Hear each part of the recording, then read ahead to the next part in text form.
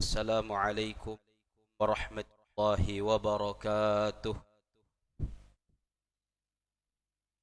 الحمد لله الذي بنعمته تتم الصالحات.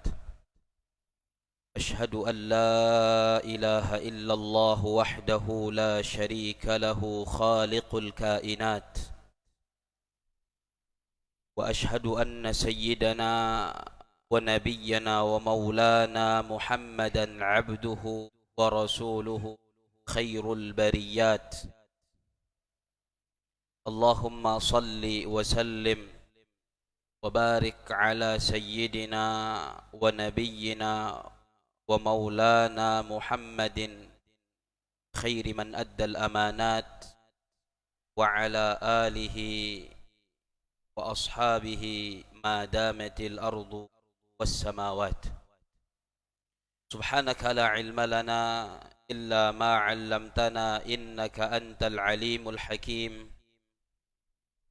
رب اشرح لي صدري ويسر لي أمري واحلل عقدة من لساني يفقه قولي. اللهم إنا نسألك علما نافعا وقلبا خاشعا ولسانا ذاكرا وعملا صالحا متقبلا ورزقا حلالا طيبا مباركا وشفاء داء.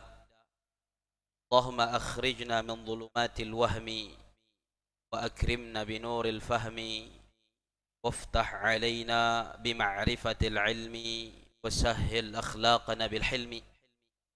اللهم اجعلنا من الذين يستمعون القول فيتبعون أحسنه. اللهم افتح علينا فتوح العارفين وهب لنا ما وهبته لعبادك الصالحين. أما بعد. Alhamdulillah, disyukur kita panjatkan kehadirat Allah Subhanahu wa taala yang malam hari ini berikan nikmat taufik pada kita, ya kita bisa melangkahkan kaki masjid ini untuk bersama-sama melaksanakan salat fardu maghrib berjamaah yang oleh baginda Nabi Muhammad sallallahu alaihi wa ala alihi wa sahbihi wasallam dalam banyak hadis beliau menyebutkan bahwa salat berjamaah pahalanya lebih besar daripada melaksanakan salat sendirian. Beberapa hadis disebutkan oleh Rasulullah sallallahu alaihi wasallam lah pahala yang diperoleh oleh orang yang sholat berjamaah. Riwayat yang mengatakan 25 derajat, riwayat yang mengatakan 20 derajat. Itu adalah pahala yang sangat besar yang dijanjikan oleh Allah Subhanahu wa taala melalui lisan Rasulullah sallallahu alaihi wasallam bagi orang-orang yang Allah beri taufik, yang Allah mudahkan langkahnya untuk melaksanakan solat yang Allah fardukan secara berjamaah. Dan menariknya, pahala yang diperoleh oleh orang yang solat berjamaah itu bukan hanya pahala dari solatnya semata. Kalau solatnya Nabi Shallallahu Alaihi Wasallam sebagaimana tadi kita sebutkan, dia menyebutkan pahalanya antara 25 derajat hingga 27 derajat. Itu pahala solat berjamaahnya, mulai dari takbiratul ihram sampai salam.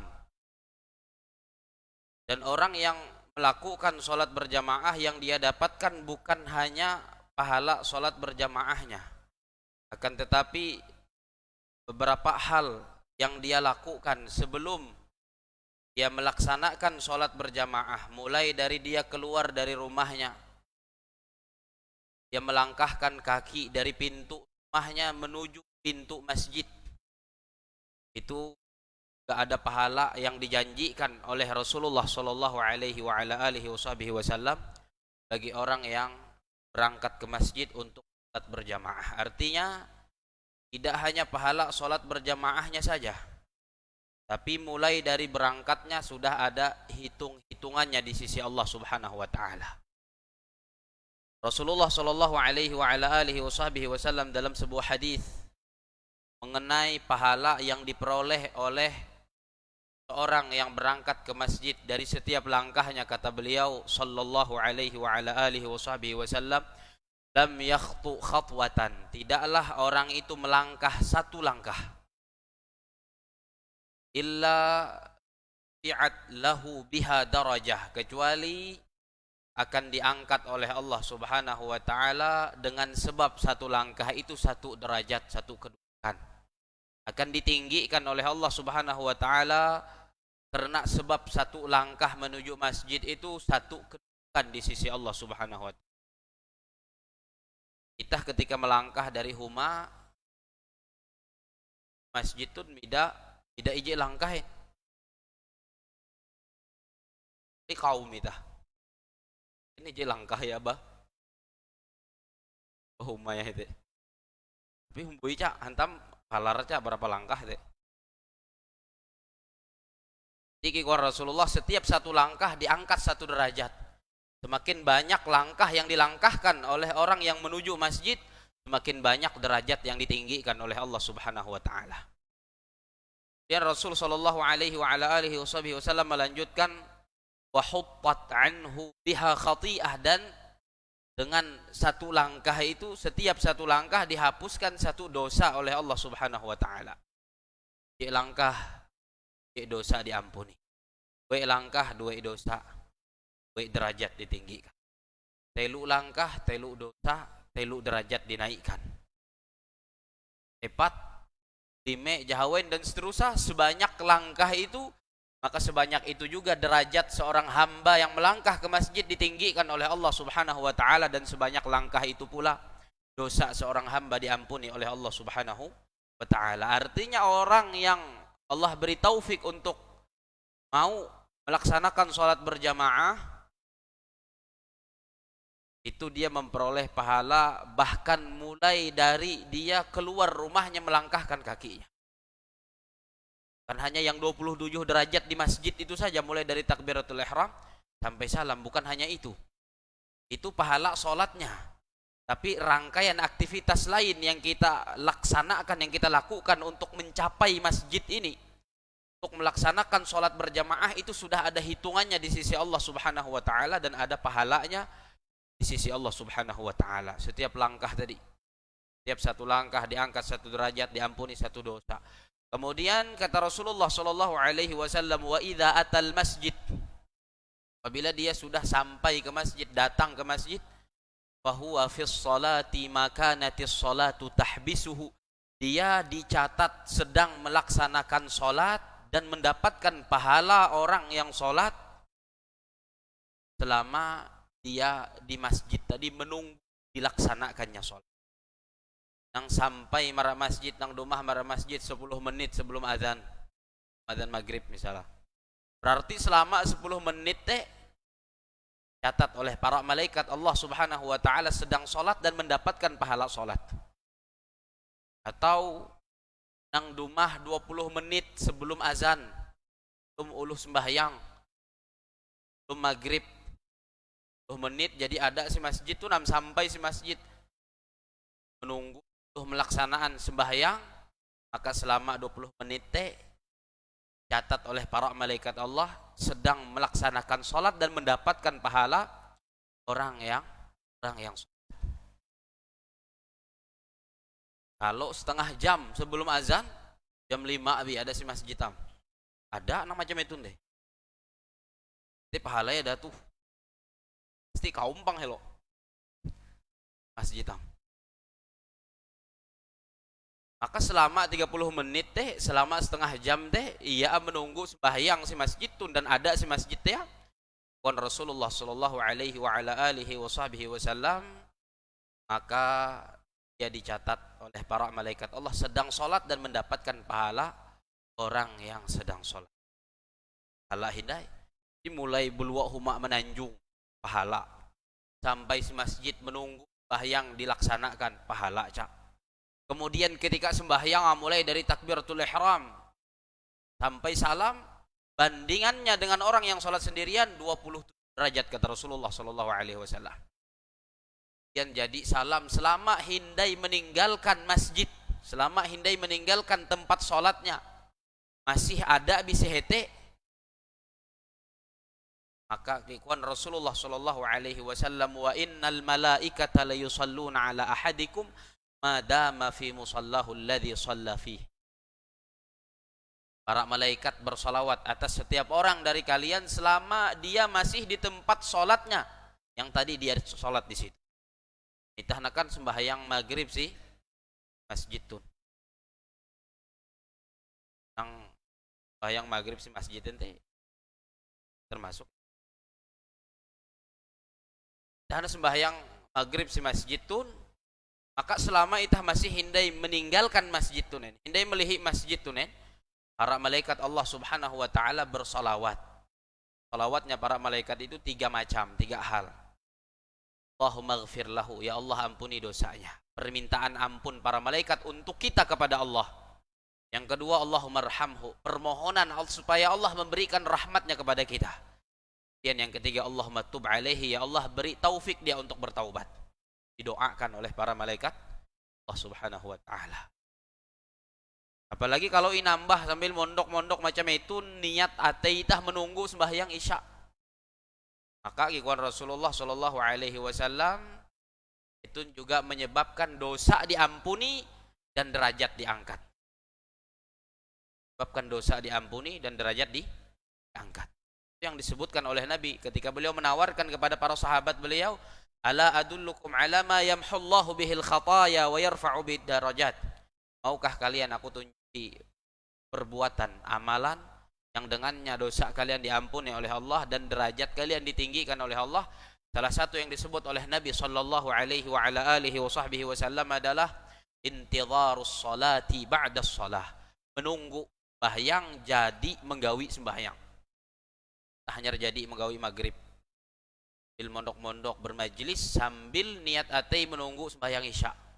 Maka yang semacam ini dapat menyebabkan dosa-dosa diampuni dan derajat diangkat, ditinggikan oleh Allah Subhanahu wa taala. Artinya sembahyang berjamaah dengan segala rangkaian nang inggawi itah teh pahala ya datuh bebandaran imbandingan dengan orang-orang yang belum diberi taufik oleh Allah untuk melaksanakan sholat berjamaah. Sembahyang surang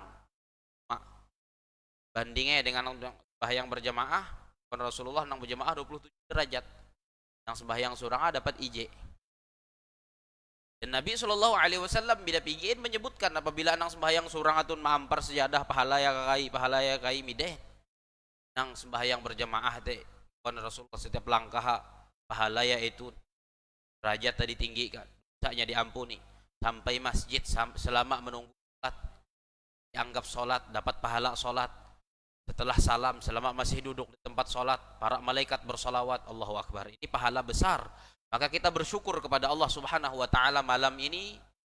Allah beri kita taufik, Allah beri kita hidayah, Allah mudahkan langkah kaki kita untuk melaksanakan sholat fardu maghrib berjamaah.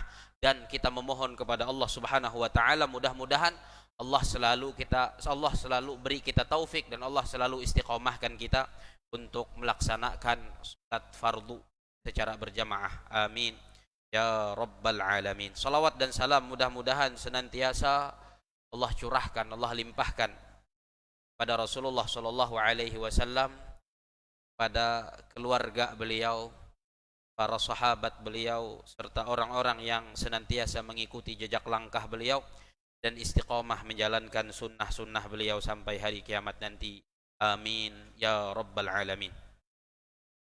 Jemaah yang dimuliakan Allah Subhanahu wa taala, lanjutkan kajian kita tentang kitab Al-Kabair karya Al-Imam Al-Hafidh Abu Abdullah Muhammad bin Ahmad bin Uthman bin Qaymaz Al-Zahabi rahimahullahu taala. Kitab Al-Kabair yang di dalamnya berisi daftar-daftar dosa-dosa besar kepada Allah Subhanahu wa ta'ala, dengan tujuan mudah-mudahan jika kita mengetahui itu adalah dosa-dosa besar, yang mendapatkan ancaman neraka dari Allah Subhanahu wa taala, mendapatkan ancaman murka dari Allah, mendapatkan ancaman laknat Allah, mendapatkan ancaman tidak dimasukkan ke dalam syurga. Harapan kita mudah-mudahan kita takut dan kita menjauhi dosa itu. Kalau pernah melakukan, harapan kita mudah-mudahan kita diberi taufik oleh Allah untuk bertaubat dari dosa itu sebelum kita diwafatkan oleh Allah Subhanahu wa taala. Ma'ah yang dimuliakan Allah Subhanahu wa taala, malam hari ini kita memasuki dosa besar berikutnya yang ditulis oleh Al-Imam Adz-Dzahabi rahimahullahu taala di dalam kitab beliau Al-Kabair. Qala al-muallif rahimahullahu taala wa nafa'ana bihi wa bi'ulumihi fid darain amin. Al-kabiratu as-sabi'ata asyrata al-kibru. Al-Imam Adz-Dzahabi rahimahullahu taala mengatakan dosa besar yang ke-17 adalah dosa sombong. Dosa sombong itu bagian dari dosa besar. Kenapa termasuk dosa besar? Karena dalam sebuah hadis Rasulullah Shallallahu Alaihi Wasallam pernah memberikan ancaman neraka atas kesombongan. Dan kita pernah sampaikan bahwa tidaklah Allah Subhanahu wa taala atau Rasulullah Shallallahu Alaihi Wasallam memberikan ancaman atas dosa tertentu dengan neraka kecuali dosa itu adalah dosa besar. Jadi kalau sebuah dosa yang di dalam Al-Quran ada ancaman masuk neraka bagi pelakunya, atau di dalam hadis ada ancaman masuk neraka dari pelakunya, maka berarti dosa itu adalah dosa besar pada Allah Subhanahu wa taala. Termasuk sombong, congkak, bangga diri. Ini di dalam sebuah hadis yang juga nanti akan disebutkan oleh Al-Imam Adz-Dzahabi rahimahullahu taala, termasuk diancamkan untuk pelaku sombong ini nerakanya Allah Subhanahu wa taala. Kata Rasulullah sallallahu alaihi wasallam, la yadkhulul jannata, tidak masuk surga, man kana fi qalbihi, seseorang yang di dalam hatinya mithqalu dzarratin, terdapat sebesar sawi atau terdapat sekecil apapun, mithqalu dzarratin min kibrin, terdapat sekecil apapun dari kesombongan. Rasulullah tidak masuk surga. Orang yang di dalam hatinya ada kesombongan walaupun kecil, walaupun sehalus dabu atau sehalus benda nang paling halus, kalau ada sifat sombong sehwang hati seseorang, kalau ada sifat congkak di dalam hati seseorang, maka kata Nabi Muhammad sallallahu alaihi wasallam, orang itu tidak masuk surga. Nah, berarti dosa sombong ini itu termasuk dosa atei, juga termasuk penyakit atei, termasuk dosa atei, dan tahu nampak ke permukaan sombongan deh. Asal sehwang atei, dosa hati, tapi bisa nampak di sikapnya, bisa nampak si nyame dengan ucap ya, atau dari cara menanjung. Makanya di dalam Al-Quran Allah Subhanahu wa taala melarang seseorang yang berjalan dengan sombong. Dan Allah Subhanahu wa taala, wala tamshi fil ardi maraha, janganlah engkau berjalan di atas muka bumi dengan sombong. Artinya walaupun sombong tuh dosan ate, tapi tahu muncul mara permukaan, tahu muncul mara sikap, dan juga bisa muncul melalui ucapan dengan nyame. Dia bagian dari penyakit ate, penyakit. Itu penyakit nang akibata sampai mara kuburan nitah, sampai mara akhirat kare. Kalau penyakit zahir kan penyakit badan, ujung-ujungnya sampai itah wafat, sampai itah meninggal mah, paham ke pehe ya. Tapi kalau penyakit ate itu sama dengan kibir, sombong, hasad, iri, dengki, penyakit ujub, bangga diri, penyakit riya, ibadah hendak inggite uluh supaya imuji uluh penyakit-penyakit ate macam itu bahaya ya, bahkan sampai marak kubur itah, sampai marak akhirat itah. Jadi harus inyembuhan, harus inganan, harus iobati. Jadi dosa besar yang ke-17 kata beliau adalah dosa kibir, dosa sombong. Termasuk dosa besar karena mendapatkan ancaman neraka dari Rasulullah Shallallahu Alaihi Wasallam bagi pelakunya. Walaupun halus kebenaran ada kesombongan sewang hati itu. Nah lalu kemudian definisi kesombongan itu apa? Lanjutan dari hadis yang nyampaian kulaan dawuh Rasulullah, tidak akan masuk surga seseorang yang di dalam hatinya ada sekecil sawi kesombongan. Lalu Rasulullah Shallallahu Alaihi Wasallam insekhi salah seorang sahabat. Kikuan sahabatun, ya Rasulullah, wahai Rasulullah, innar rajula, ada seseorang yuhibbu an yakuna thawbuhu hasanan wa na'luhu hasanatan. Ada seseorang yang senang pakaiannya itu bagus dan sendalnya bagus. Apakah kikuan sahabatun itu bagian dari kesombongan? Kikuan Rasulullah, innallaha jamilun yuhibbul jamal. Yang semacam itu, selama ia mahapa pakaian bagus teh, selama ia mahapa sendal bagus teh, selama ia mahapa pun yang dia miliki yang bagus-bagus, selama sewang ate ya tidak ada perasaan ia lebih baik dari uluh lainen, tidak ada perasaan ia lebih mulia dari uluh lainen. Kuan Rasulullah nang macam itu lain kesombongan. Jadi midakawain kesombongan diukur dari pakaian, dari fasilitas yang dimiliki seseorang, dari penampilan seseorang. Midakawain tau bi uluh penampilnya bagus bebanaran, pakaiannya mahal-mahal, salah.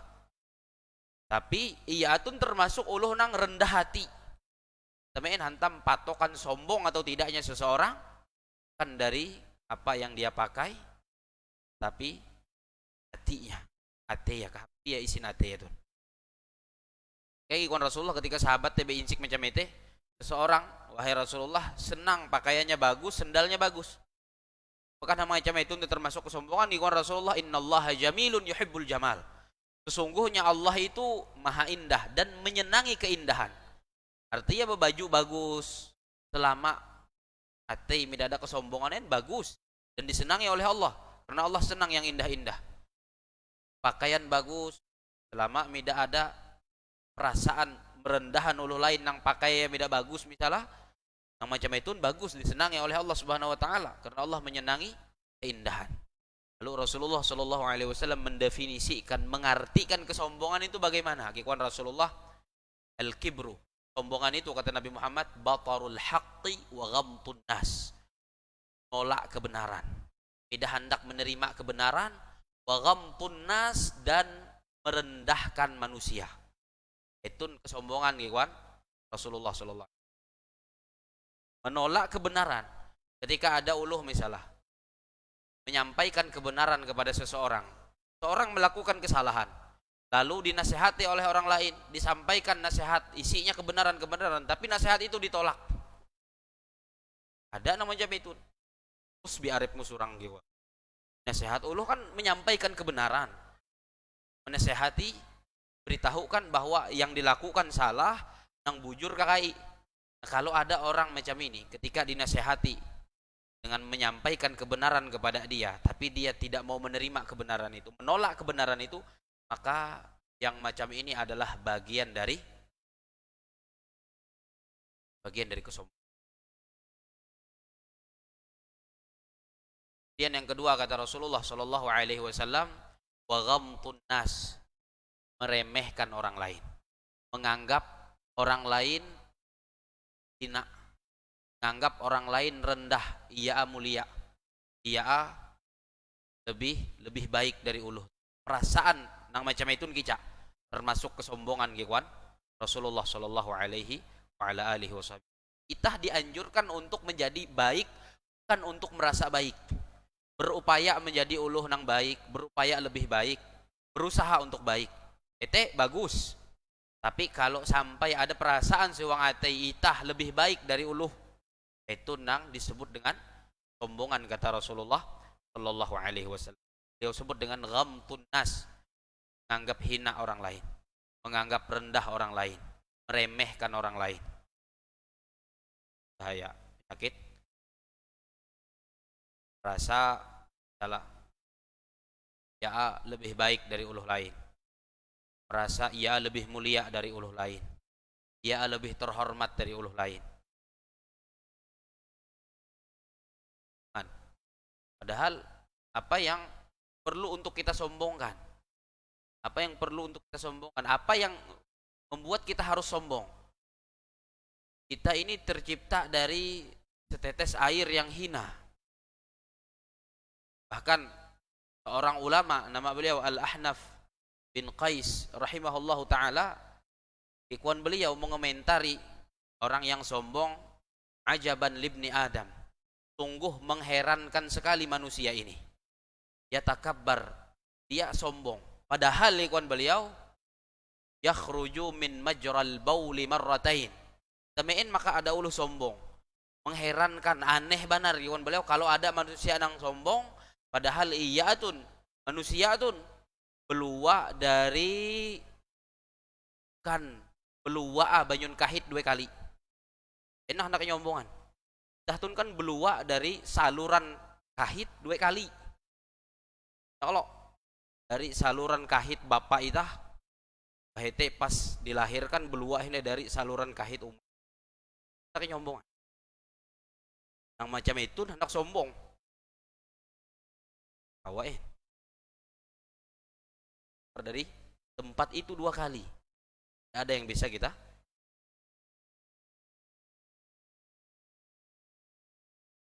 besar yang ke-17 adalah sombong.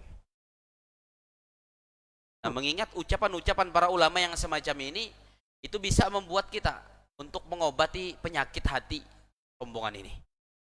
Pada kesombongan dalam hati kita, hati itu bisa menghalangi kita masuk surga. Dan untuk mengobatinya ingatlah perkataan-perkataan ulama yang semacam ini.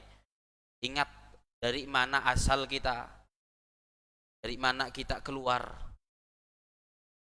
Bayangan keadaan itah ketika diciptakan oleh Allah Subhanahu wa taala.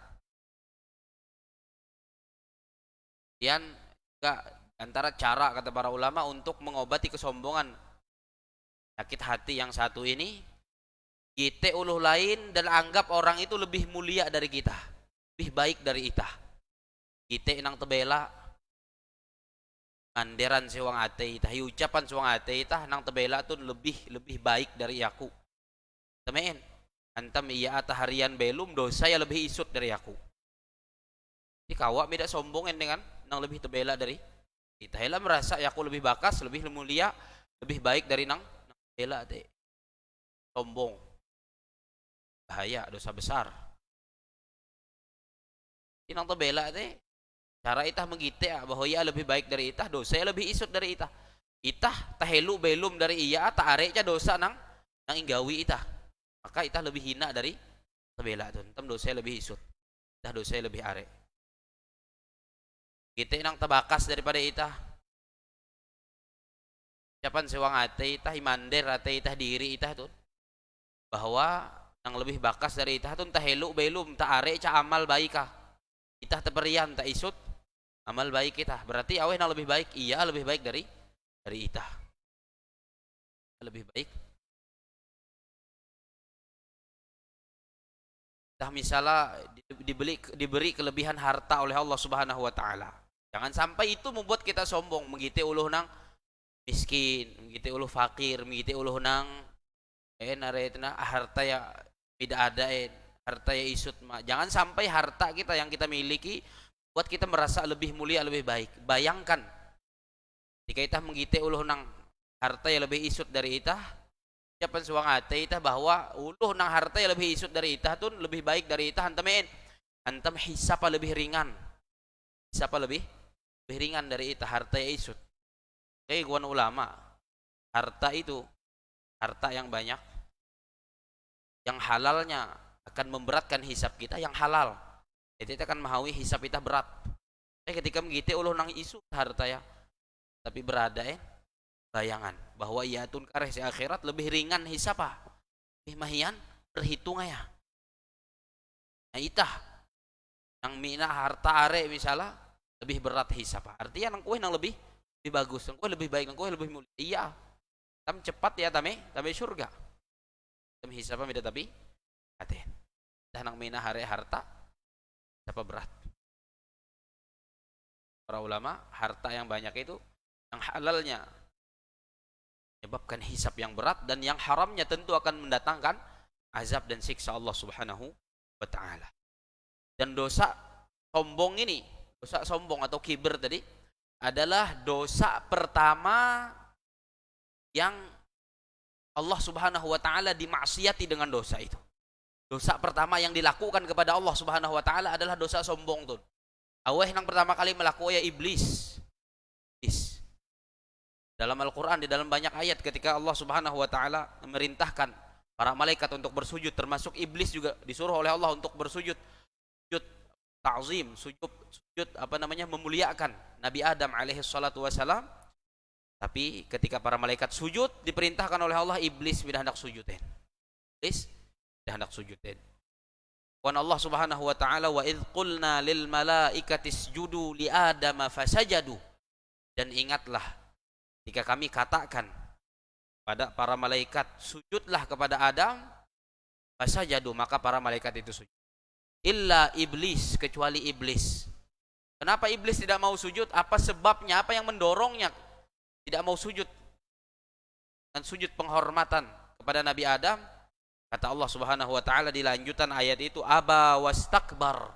Iblis enggan bersujud. Kenapa? Karena dia sombong. Karena dia sombong. Dan inilah dosa pertama yang dilakukan kepada Allah Subhanahu wa taala. Dosa nomor 1 yang Allah pernah dimaksiati dengan dosa itu. Hati-hati dengan dosa sombong. Orang yang memiliki sifat sombong, melakukan dosa sombong, menyerupai iblis. Merasa lebih baik. Iblis tidak mau sujud ketika disuruh sujud oleh Allah karena dia merasa lebih baik daripada Nabi Adam. Di dalam ayat lain Allah Subhanahu wa taala bertanya kepada iblis, qala ma mana'aka alla tasjuda id amartuk. Allah Subhanahu wa taala berkata kepada iblis, ma mana'aka, apa yang membuatmu tidak mau sujud ketika aku perintahkan engkau untuk bersujud?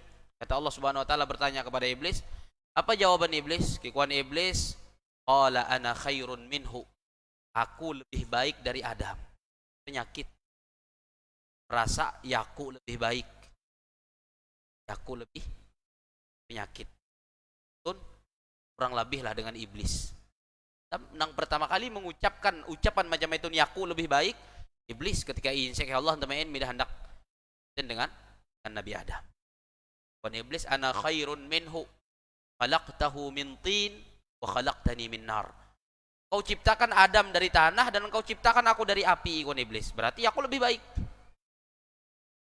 Makanya belaya sujud karena kesombongannya, merasa lebih baik daripada Nabi Adam.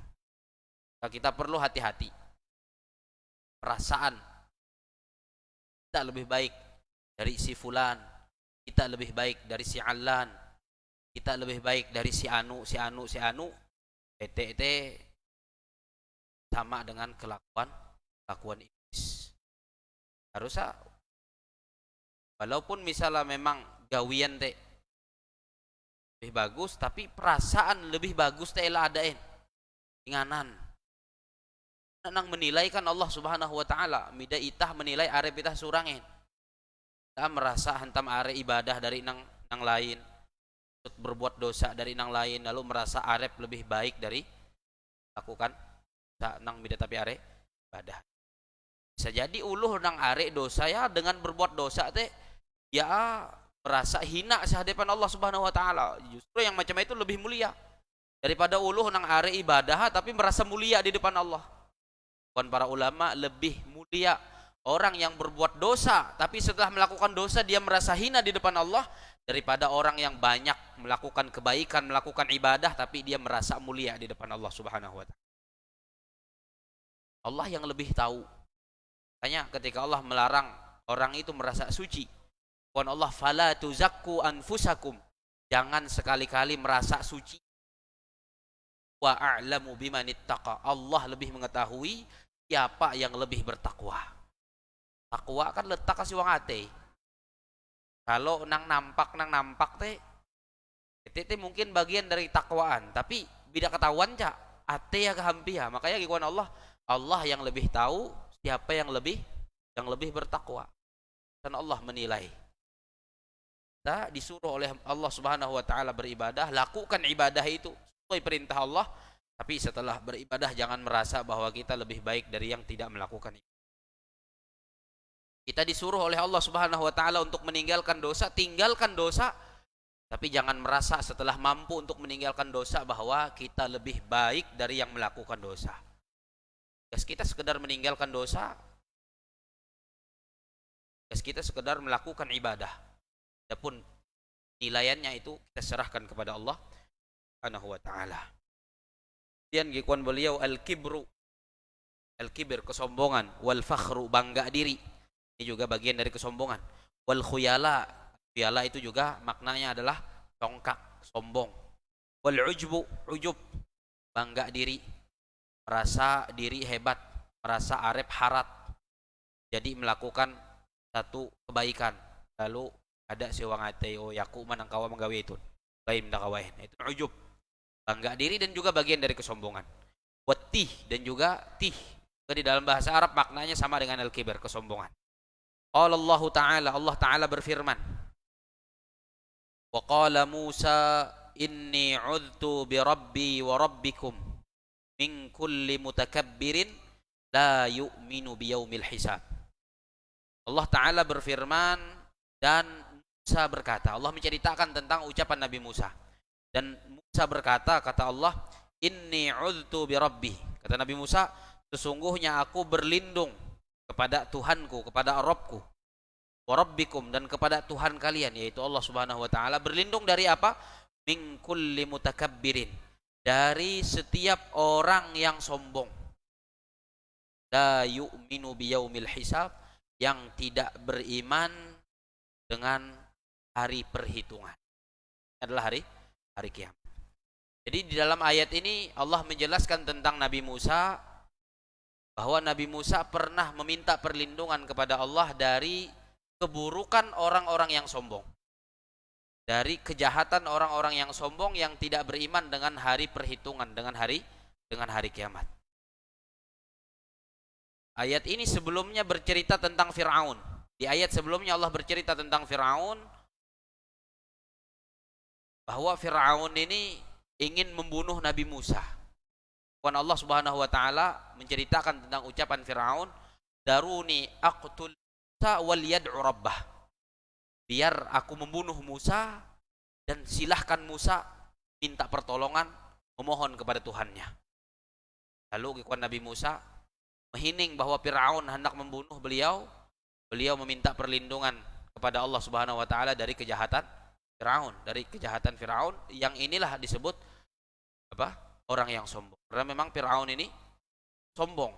Apa buktinya sombong? Tidak mau menerima kebenaran yang dibawa oleh Nabi Musa. Tidak mau beriman kepada Allah, bahkan sampai mengaku dirinya Tuhan.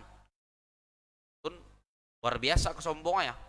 Dah hendak menerima kebenaran yang disampaikan Nabi Musa, mengaku arepa Tuhan ini. Makanya dari ayat ini juga kita faham bahwa setiap orang yang tidak mau beriman itu adalah orang sombong. Setiap orang kafir yang tidak mau menerima kebenaran Islam itu sombong. Dari mana kita tahu? Dari ayat ini. Min kulli mutakabbirin la yu'minu biyaumil hisab. Dari setiap orang yang sombong yang tidak beriman dengan hari perhitungan. Artinya apa? Setiap orang yang tidak mau beriman kepada Allah, tidak mau menerima kebenaran agama Islam, maka dia sombong. Dan tadi kita sampaikan bahwa di antara makna kesombongan itu adalah batarul haq, menolak kebenaran. Artinya orang-orang yang tidak mau memeluk Islam, menolak kebenaran Islam, tidak mau menerima kebenaran agama Islam. Padahal Allah Subhanahu wa taala dalam Al-Qur'an menegaskan. Kata Allah Subhanahu wa taala, "Innad dina 'indallahil Islam." Sesungguhnya agama yang diridhai oleh Allah, agama yang benar di sisi Allah adalah Islam. Dalam ayat lain Allah berfirman, "Wa may yabtaghi ghairal islami dinan." Barang siapa yang mencari agama selain Islam, falan yuqbala minhu, maka tidak akan diterima oleh Allah darinya, wa huwa fil akhirati minal khasirin, dan dia di akhirat nanti tergolong orang-orang yang merugi.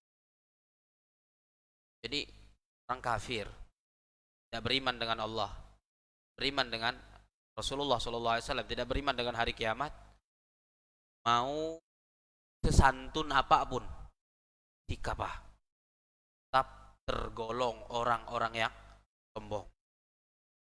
Tetap tergolong orang yang sombong. Karena Nabi menyampaikan tadi bahwa kesombongan itu adalah menolak kebenaran. Atau ada juga misalnya mengaku sebagai muslim, melakukan kesalahan, dinasehati atau disampaikan kebenaran, tidak mau menerima kebenaran. Tidak mau menerima kebenaran yang disampaikan itu, nolak kebenaran itu. Orang muslim macam ini sesantun apapun dia juga termasuk orang yang sombong. Penyampaian bahwa misalnya ajaran nang tidak bersembahyang nanti salah, nang bujur teh sembahyang wajib koyang bien bujur menolak kebenaran. Hati. Menolak kebenaran itu adalah kesombongan. Rasulullah SAW mengancam tadi, kalau ada kesombongan sekecil apapun dalam hati seseorang, tidak masuk orang itu. Rasulullah sallallahu alaihi wasallam. Wa qala Allah Ta'ala berfirman, innahu la yuhibbul mustakbirin. Sesungguhnya Allah Subhanahu wa taala tidak menyukai orang-orang yang sombong. Sesungguhnya Allah Subhanahu wa taala tidak mencintai orang-orang yang sombong. Nah, ayat ini juga makin menguatkan bahwa sombong itu adalah dosa besar. Kenapa? Karena pelakunya tidak disukai oleh Allah. Kalau tidak disukai oleh Allah berarti sebaliknya dimurkai oleh Allah Subhanahu wa taala. Termasuk definisi dosa besar apabila dosa itu pelakunya mendapatkan ancaman murka dari Allah. Nah, ini ayat ketika Allah Subhanahu wa taala berfirman, innahu la yuhibbul mustakbirin. Sungguhnya Allah tidak menyukai orang-orang yang sombong, artinya sebaliknya kalau tidak disukai oleh Allah, dimurkai oleh Allah Subhanahu wa taala. Kalau dimurkai oleh Allah, berarti dosa yang mereka lakukan, sombongan adalah bagian dari dosa besar. Bagian dari dosa. Qala Rasulullah sallallahu alaihi wasallam, Rasulullah sallallahu alaihi wasallam bersabda, bainama rajulin yatabakhtaru fi mashyihi id khasafa Allahu bihil arda wa huwa yatajaljalu fiha ila yaumil qiyamah. Kata Rasulullah sallallahu alaihi wasallam, ketika seorang laki-laki berjalan dengan congkak, berjalan dengan penuh kesombongan. Jadi ada tanjung, yang tanjung teh menunjukkan ulu hete sombong. Dalam Al-Quran ketika Allah melarang wala tamshi fil ardi maraha, jangan berjalan di atas muka bumi dengan sombong. Para ulama menjelaskan bagaimana jalannya orang yang sombong. Jalannya orang yang sombong itu belinggang-lingguk, belinggang-linggang. Biasanya takuluka tengak bahu yetun hen bay bahu yete model haiki tanjung. Yang macam ini dilarang oleh Allah Subhanahu wa taala. Nah, itu menampakkan bahwa pelakunya adalah orang yang sombong. Nah, di dalam hadis ini Rasulullah bercerita umat sebelum kita.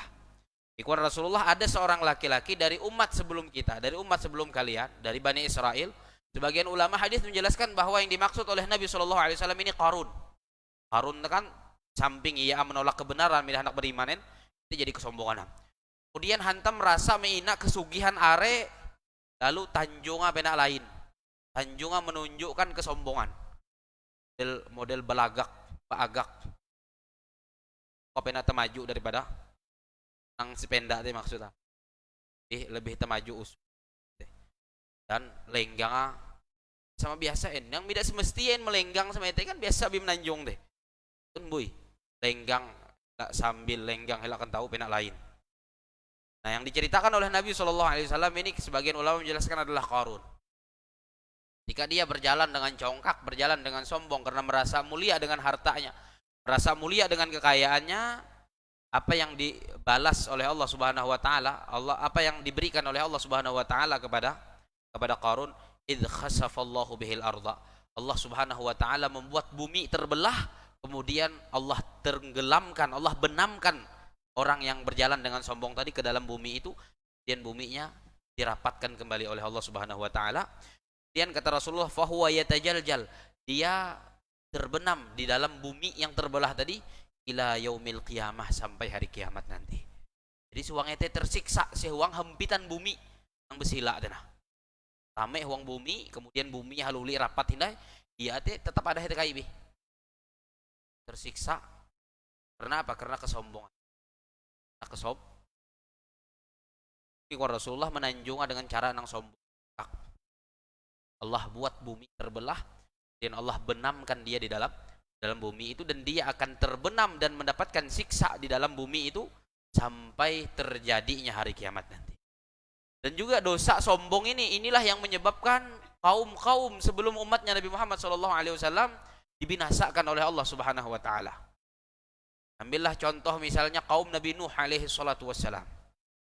Ketika Nabi Nuh alaihi salatu wassalam di dalam Al-Qur'an Allah ceritakan, wa inni kullama da'autuhum litaghfira lahum, dan sesungguhnya aku setiap kali aku mendakwahi mereka, ngajak mereka untuk beriman kepada Allah agar Allah mengampuni dosa mereka, apa yang diperbuat oleh kaumnya Nabi Nuh? Ja'alu asabi'ahum fi adhanihim, mereka meletakkan jari mereka di telinganya. Jadi setiap Nabi Nuh berdakwah teh pinding len ngape tah apa tunjuk.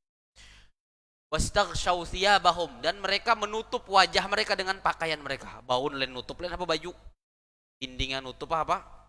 Juga. Yang kata Allah Subhanahu wa taala, wa asarru wastakbaru istikbara. Mereka terus-menerus melakukan dosa macam itu dan mereka berbuat sombong dengan itu. Artinya apa? Tidak mau menerima ajakan Nabi Nuh untuk beriman kepada Allah karena kesombongan. Apa yang terjadi dengan kaumnya Nabi Nuh? Allah tenggelamkan bumi dan semuanya yang tidak beriman Allah tenggelamkan. Begitu juga dengan kaum Ad, kaumnya Nabiullah Hud alaihi salatu wassalam. Kaum Nabiullah Hud alaihi salatu wassalam dalam Al-Quran, salah satu dosa mereka adalah dosa sombong. Apa yang terjadi dengan kaum Nabiullah Hud, kaum Ad ini?